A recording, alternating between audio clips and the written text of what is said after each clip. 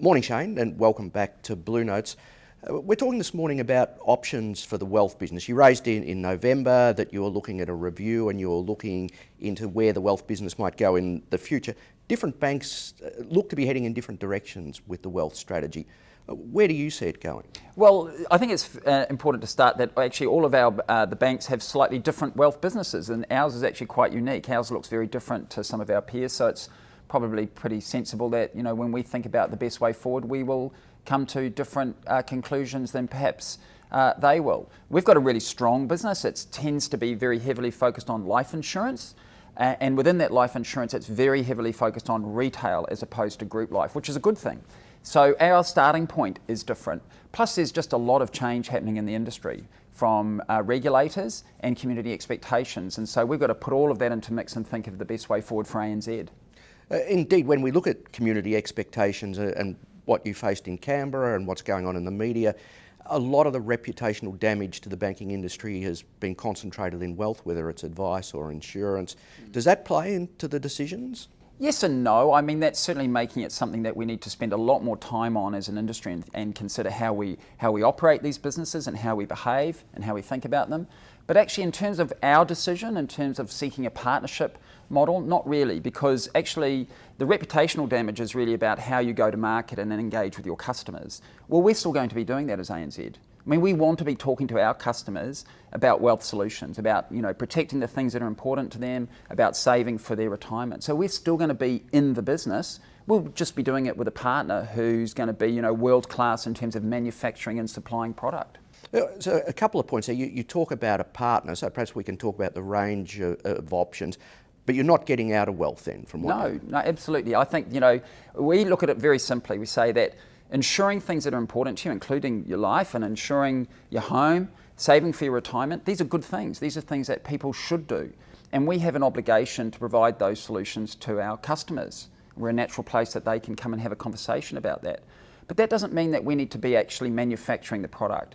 And so we want to partner up with somebody who's really world class, who's got the intellectual and the financial and the digital wherewithal to kind of keep up and really have terrific, best-in-class product for those customers.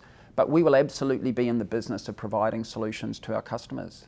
Have you got a clear picture then of what the future might look like, or is there a whole range of options? I think we've got to keep a really open mind, because this is a very different business model than we've had today, with the kind of classical vertical integration where we own and operate everything.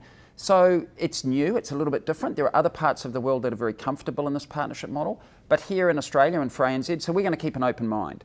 And, you know, we'll be putting out an information memorandum pretty shortly, and, you know, that'll craft out a starting point for discussion. But what we'll be saying is we want to learn and we want to be open to the best way we can service our customers, and we want to be the best at this in Australia, and so we have to, by nature, we have to keep an open mind on how that might look in terms of detail. So an information memorandum will go out in the not too distant future. Yes. Can you talk us through then the process? You know, how will you look at who might be interested and how we adjust, and how long? Right. So maybe we'll start with the how long. So this is going to take time. This is a pretty big decision, and this is more about cultural fit and a partnership. Not just, you know, it's not just a sale. We're not just putting a for sale sign up. That's absolutely not what we're doing. We're seeking really to form a partnership for a very long period of time. With an operator that we feel comfortable with, who wants to do the right thing by customers. That's going to take a little bit of time to get to know people. So, you know, it's something that we'll be looking. I would be very surprised if there was any major announcements before, you know, the end of this calendar year. So it'll take time. In terms of the process, we put together some information in terms of what the business looks like. How many people, how good it is, you know, what kind of customer base, what the financials look like. And we send that out to people who are interested, and then we'll engage in a series of conversations with them. Something that's come up in discussions about this process is the option of a capital markets solution. What is a capital markets option? Look, all that means is because this business is a really good business, it's large, it's very valuable, you know, many billions of dollars. It may well be that in discussing with partners and looking at our options that all or part of this business gets listed on the local stock exchange and available for people to invest in, and that's all we're talking about. Well, look forward to speaking with you as the process goes on, but thanks very much for your time today. Thank you.